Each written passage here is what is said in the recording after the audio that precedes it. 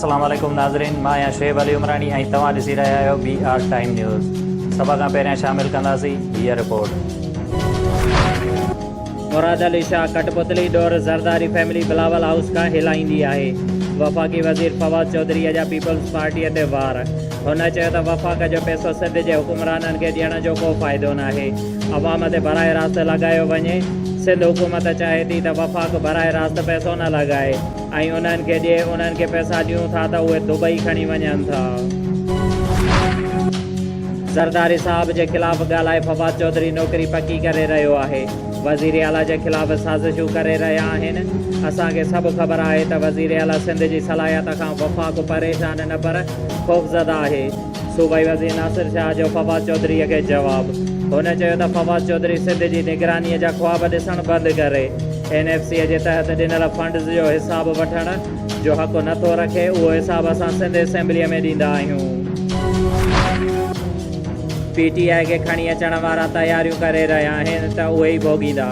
आणण खणी वञण रखण वारनि जो खेल हाणे ख़तमु थियणु खपे। दावा सां चवां थो त ईंदड़ साल नओं वज़ीर ख़ज़ाना हूंदो। शाहिद खाकान अब्बासीअ चयो त बजट में 383 अरब रुपयनि जा नवां टैक्स लॻाया पिया वञनि।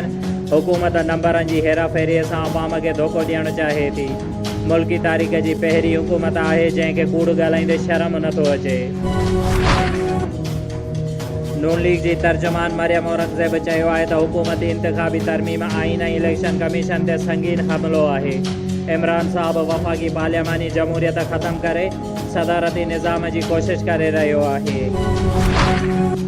पीपल्स पार्टीअ जे सेनेटर सलीम मांडवेवाला चयो आहे त 20 रुपया पेट्रोल जे फ़ी लीटर में वाध जे लाइ तयारु थी वञनि। हुकूमत टैक्स हणी आम माण्हुनि जे खीसे ते धाड़ो हयो आहे। 27 अरब रुपयनि जा नवां टैक्स लॻाया विया आहिनि ऐं हुकूमत चवे थी को बि टैक्स लागू नाहे कयो वियो।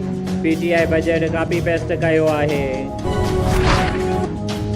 मोरो में जिस्कम चेयरमैन सनान खान कुरैशी समेत क़ौमी कारकुननि खे गिरफ़्तार करे गुम करण, मरकज़ी अॻुवाणनि समेत 10,000 खां मथे माण्हुनि ते कूड़ा केस दाख़िल करण ऐं बेरिया टाउन ख़िलाफ़ GM सैयद चौक खां एहतिजाजी मुज़ाहिरो रैली कढी वई जेका प्रेस क्लब मोरो पहुती, जंहिंमें मुख़्तलिफ़ क़ौमपरस्त पार्टियुनि समेत ॿियनि शिरकत कई, जंहिंजी अॻुवाणी अमीन कलोड़ो, अशरफ लिगारी, शाहनवाज़ भट्टी, जगशेद कुमार, कुर्बान छजड़ो, असाब चांडियो, अबरार मेमण ऐं ॿिया करे रहिया हुआ।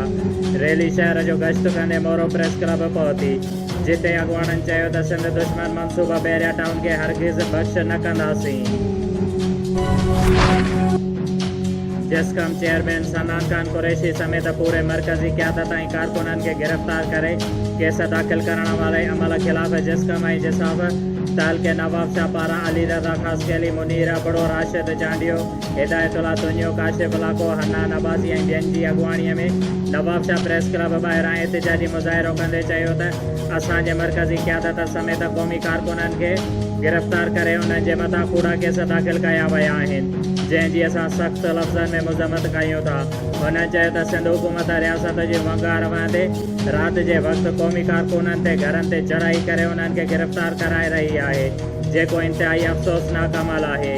हुननि चयो त जिस्कम चेयरमैन सनान कुरैशी ऐं ॿई मरकज़ क़यादती खे फौरी तौरु आज़ादु कयो वञे।